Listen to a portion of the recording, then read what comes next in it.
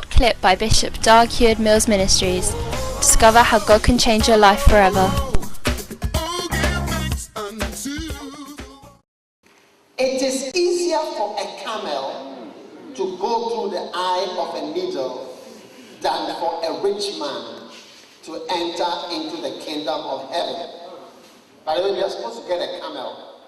And we talk about a camel, we are going to have a camel as a pet. So we are working on one or two things. When those things go through, you are going to have your camel.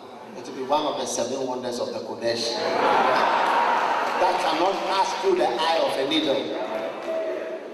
Yeah, so we have especially a baby one that the children can feed with a bottle. It's very nice to see the camels. Would you like to have a camel in the church? It's a blessing for all rich people. The church with the camel.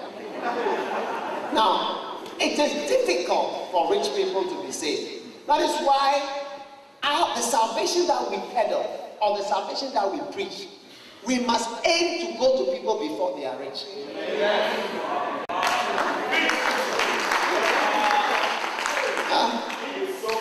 We must aim. You see, many young people are going to be rich in the future. People are going to be rich as the years go by. So the type of salvation that we have on offer, it's very difficult for rich people to swallow it. Do you know that there are some medicines children can't take? You get it? You give it to them, they can't. You know? So what I'm saying is that the salvation that we have is difficult for rich people to swallow it. Usually, if you see a rich person, you say the person became rich before the person was saved. The person was saved before the person became rich. So the person passed through the eye of a needle before becoming a camel. The person passed through the eye of a needle before turning into a camel.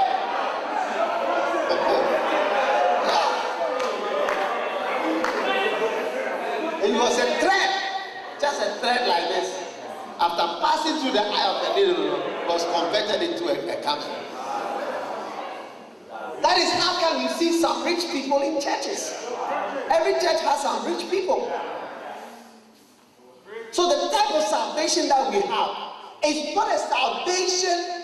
You see, pastors shouldn't be interested in rich people. And evangelists shouldn't be interested in rich people. Yeah. And pastors who are serious about salvation, you should just turn your eye away from the rich, from the wealthy, from the have-it-alls. Because even when you are in the church and you begin to have a lot of riches, it affects you. You see, because he said that, for you say, I am rich and I have need of nothing. And then you suddenly change into something that God doesn't like again. And he says that I will spew you out of my mouth. This is after salvation. When you start to speak to yourself and say that I'm rich, I have need of nothing. I'm increased with goods. So even though you became a camel after salvation, it seems to affect you when the riches also comes.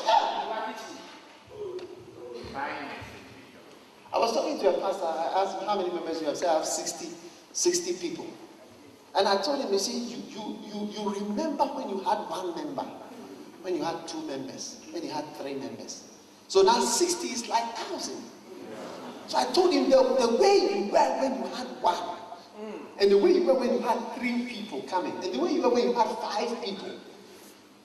That is not how you are now that you have 60. Even the 60 has ministered to you that I am rich and I am increased and I have need of nothing. It has entered your spirit somehow. I don't know how, but it has affected you. And so the way you were, how you were wild, when there was only 3 people in the church, that wildness has gone. It is gone out of you completely. And there is a new attitude of I have need of nothing. That is why at the beginning of the when I had a meeting with the staff, I told them our motto for this year is desperation and youthfulness.